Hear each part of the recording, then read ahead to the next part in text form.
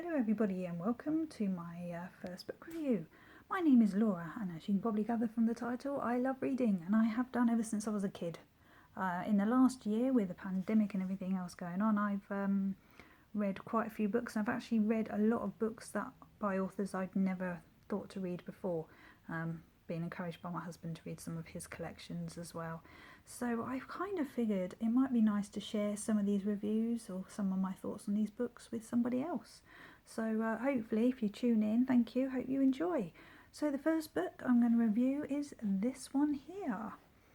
I will apologise now, I have terrible problem saying the title. The Wheelwrights Daughter. Too many W's and an R in there. It's by a lady called Eleanor Porter. If you've never heard of her, that's because this is her first novel.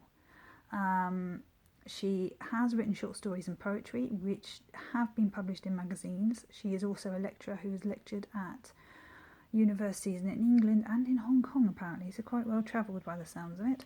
What does the back of the book have to say? Martha is a feisty and articulate young woman, the daughter of a wheelwright living in Herefordshire village in Elizabethan England. She is able to read and is well versed in herbal remedies, and she is suspected of being a witch. When a landslip occurs, opening up a chasm in the centre of the village, she is blamed and pursued remorselessly by the villagers. And as is always the way, there's a little love story going on as well. So, what did I think of this book? I enjoyed it. I wasn't actually expecting a huge amount from it. I thought, oh, it's just going to be a nice easy read, just to see me through, because I can't actually get into our room at the moment with all the other books, so I had to go out and buy a few just to tide me over, and this is one of them. To start with, I must admit I did think it was going to be quite predictable. In my own mind, I thought I could see where it was going to go. In the end, I couldn't put it down. I wanted to find out what was going to happen to Martha next. It's not massively dramatic. It is pretty much just depicting a time in Martha's life. It's told through her eyes. It's her story told by her voice. And it is very much sort of at the time when women were expected to just sort of look after the house, look after the men of the house, cook, clean, everything else. The fact that she can read and write, the fact that her and her father have the respect of the local lord and his daughter Lady Elizabeth kind of goes against them a little bit. People think it gives them airs above their station. And yeah, I mean, in the beginning, they do have some friends in the village. They are quite well tolerated, reasonably well liked. I mean, Martha's father is a bit of an alcoholic, a bit of a drunk, and he does tend to earn money and then spend it in the local alehouse. So her life is quite hard because she doesn't always have the money for food or the wood they need to keep their house warm. So it's not an easy existence by any stretch of the imagination.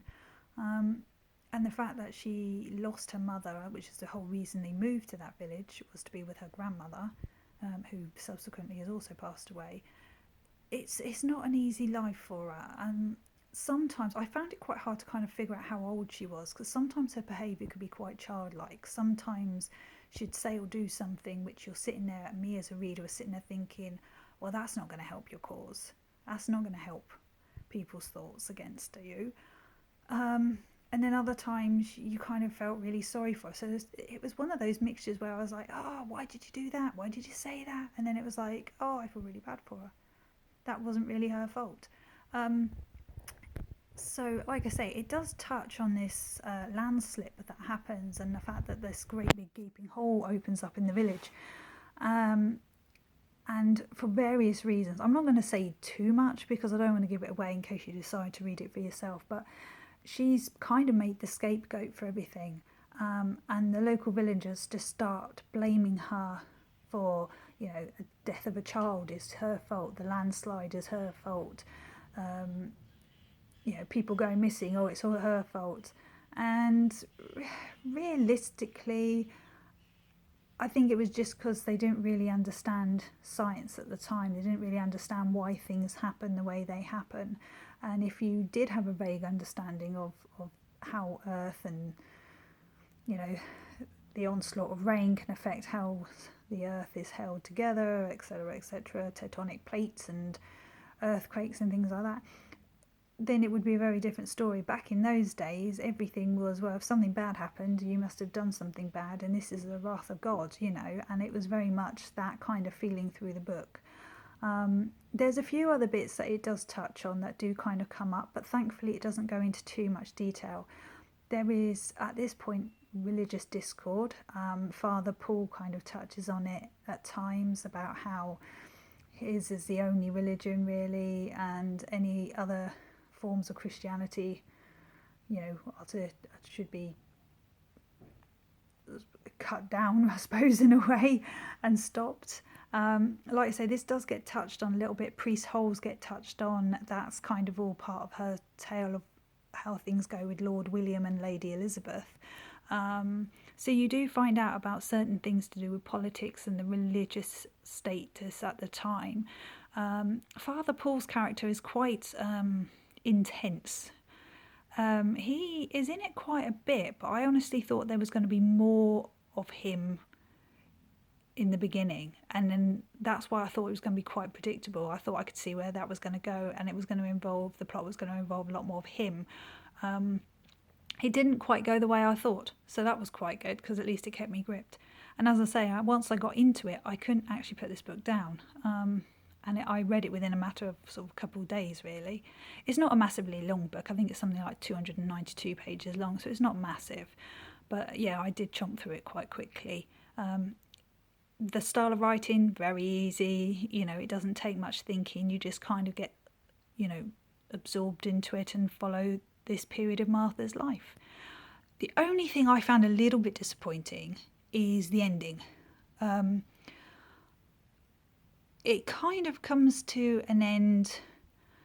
It's not like tied up with a nice little bow and a ribbon and, you know, in a nice neat little package. It kind of indicates what's going to happen to her in the future. There's sort of an indication of where her life ought to go from here, and then it kind of ends. So it's not a definitive ending. It's not a definite ending. Now, whether that's been done because she's got plans to write a sequel, I don't know, or whether that's just the way she wanted to end it. You know, like I say, she's given enough information. Eleanor Porter gives enough information to indicate what's going to happen to Martha and what her, you know, the outcome for the next couple of years of her life is going to be, potentially. But yeah, it's I've sort of given a bit away there, really, haven't I? But yeah, it doesn't actually finish it. It just kind of leaves it hanging a little bit. So even then, you're still not quite sure what's going to happen to her. But yeah, anyway, I think probably the best thing for you to do is to read it yourself and see what you think. So yeah, nice, easy read, quite enjoyable. It doesn't take much thinking, really. Probably, you know, gives you a slight indication what things were like at the time. Historically accurate, potentially there are a few issues there. It's written very much in modern day language, so obviously probably the way they would speak would be very different, but then that's not what this is all about. And I don't know whether I've mentioned already that the landslide that is mentioned in the book did actually happen, but there's more details about that at the end of the book if you're interested in looking into it a bit more. So yeah, enjoyed it, good, would recommend it, as long as you're not expecting anything that's going to be intense or too involved. It's just a nice, steady, easy read, and it just takes you through her life at that point of time quite nicely.